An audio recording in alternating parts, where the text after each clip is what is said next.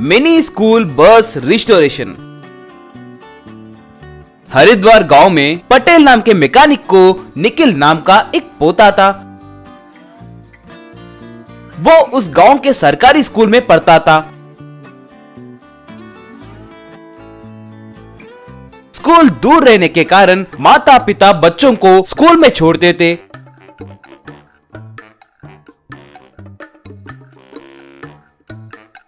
एक दिन सारे पेरेंट्स मिलके स्कूल प्रिंसिपल के पास गए। नमस्ते सर, आपसे एक बात कहने के लिए हम सब आए हैं। कहिए, क्या बात है? मुझसे जो हो सकेगा मैं जरूर करूंगा।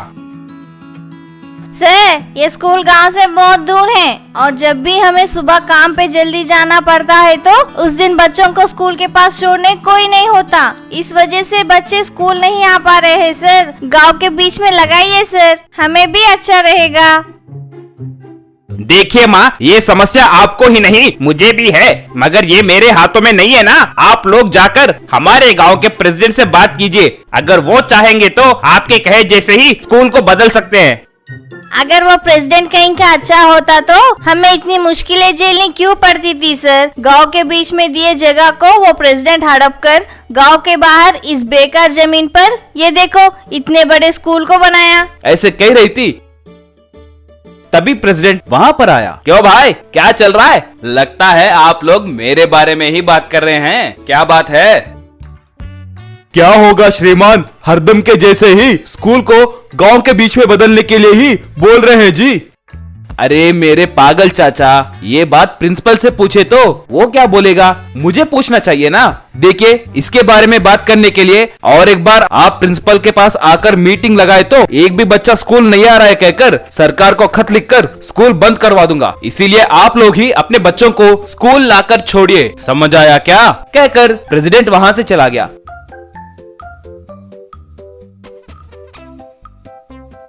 देखे हो ना, ये है स्कूल की परिस्थिति। अगर मैं आपके अनुकूल एक भी बात कहूंगा तो मुझे प्रेसिडेंट नौकरी से निकाल देगा, समझ आया क्या?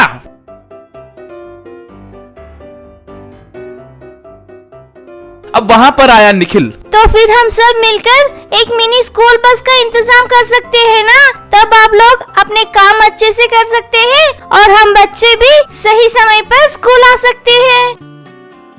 रे, यहाँ खाने के लाले पड़े हैं तो नया स्कूल बस कहाँ से खरीद कर लाएंगे रे? और ऊपर से उसे चलाने ड्राइवर भी तो चाहिए ना। उसके लिए आपको उतनी मेहनत करने की जरूरत नहीं है। हमारे दादाजी के मैकेनिक शेड में उस प्रेसिडेंट का एक पुराना मिनी बस है। बहुत समय पहले मेरे दादाजी उसकी मरम्मत करके पैसे पूछे तो प्रेसिडेंट ने उसके पास पैसे नहीं है कहकर उसे हमारे शेड में ही छोड़ दिया था।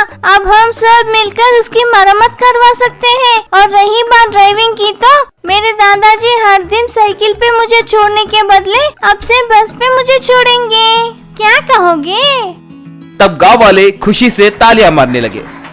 बेटा, तुम बहुत अच्छे हो। वो काम करो, पहले बस के डीजल और मरम्मत के खर्च हम लगा लेंगे।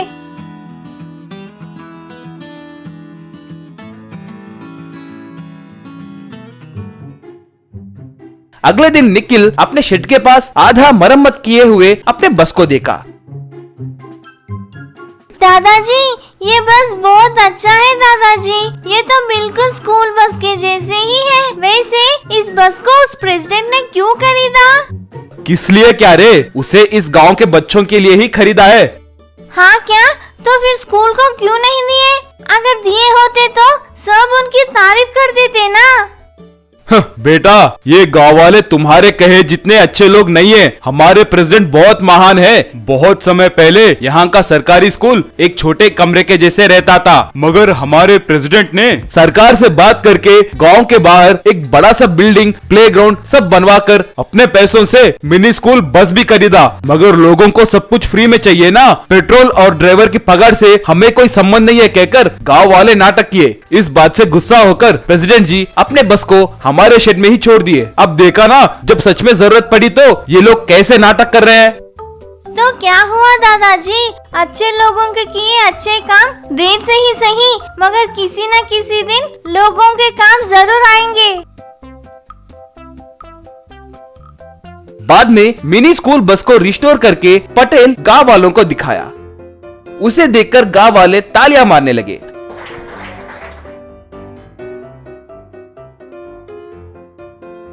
अगले दिन से मिनी स्कूल बस में बच्चे अच्छे से स्कूल जाने लगे।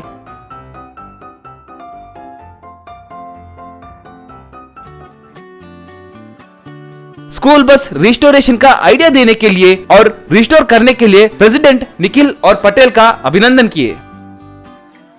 राजेश गरीब था लेकिन बहुत होशियार था। उसकी होशियारी के हिसाब से उसे नौकरी नहीं मिली थी, लेकिन घर के लोगों की देखभाल करने के लिए एक कंस्ट्रक्शन साइट पर मजदूरी का काम किया करता था। राजेश का बेटा मदन एक बार आकर, डैडी घर पर बोर मर रहा है, कम से कम आप तो मेरे साथ खेलिए ना प्लीज। सॉरी बेटा, काम पर जाना है ना, हमारे साइट के पास ही बहुत सारे बच्चे हैं ना, उनके साथ खेलो, ठीक है? कहकर उसे कंस्ट्रक्शन साइट पर लेकर आया। मदन साइट के पास आते ही इधर उधर देखा तो वहीं दो बच्चे रिमोट कंट्रोल से खेल रहे थे। मदन उनके पास जाकर, हेलो फ्रेंड्स, मेरा नाम मदन है, क्या मैं तुम्हारे साथ खेल सकता हूँ? वे दोनों ठीक है कहकर रिमोट कंट्रोल उसे दिए। मदन वो रिमोट कंट्रोल के साथ जब खेल रहा था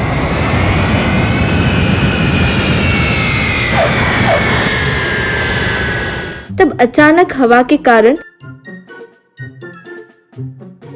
वो प्लेन गलती से नीचे गिर गई।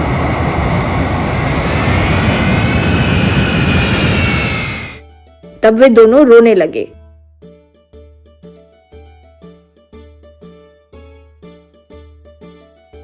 इतने में उनके पिता आकर, क्या हुआ रे? तब वे बच्चे जो हुआ वो बताए।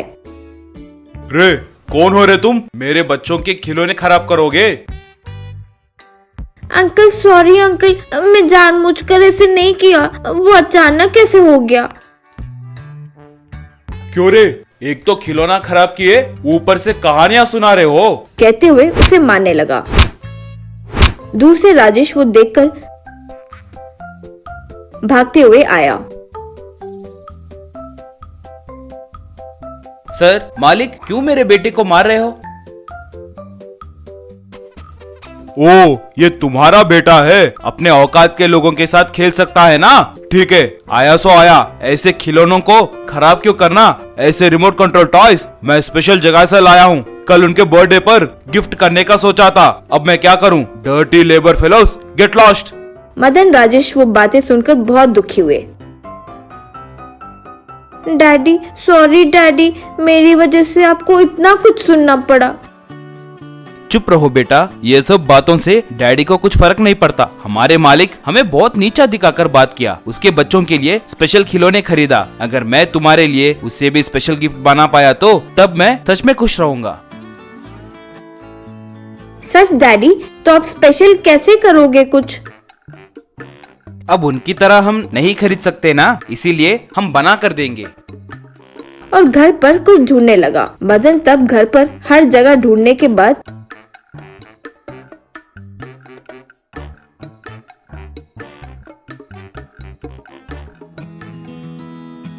दोनों मिलकर टूथपेस्ट डिब्बा, Coke tin bottle, plastic bottle ये सब दिखाई दिया। उन्हें लाकर एक जगह पर रखे। राजेश वो सब अच्छे से देखकर टूथपेस्ट डिब्बे से, कोक टिन से, प्लास्टिक बॉटल से व्हीकल्स बनाने लगा। मदन वो देखकर, वाओ डैडी सुपर्ब, ये कितना अच्छा है, ये बहुत स्पेशल है, ये दिए तो वो बहुत थ्रिल हो जाएंगे डैडी। फिर वो सबको एक गिफ्ट रैप किए, गिफ्ट बॉक्स तैयार किए। बर्थडे पर मदन राजेश आकर उन बच्चों को वो गिफ्ट बॉक्स दिए। तब उनके पिता आकर, ये क्या बेकार के प्लास्टिक के खिलौने ये गिफ्ट में लाए हो? सर ओपन करके आप ही देखिए सर, इसे मैं खुद बनाया हूँ। बच्चे वो गिफ्ट बॉक्स ओपन करते ही, वाव,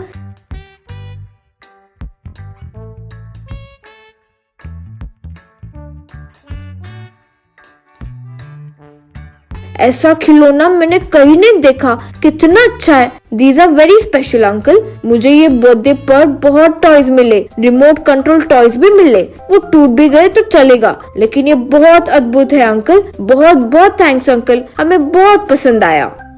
मुझे माफ करो, तुम में इतना क्षमता है ये मुझे नहीं पता था। तुम्हारी इस होशियारी का और जो जॉब कर रहे हो उसमें कोई संबंध नहीं है। हमारे कंस्ट्रक्शन साइट में रिसाइकलिंग प्लांट के पास तुम्हें मैनेजर की नौकरी दे रहा हूँ।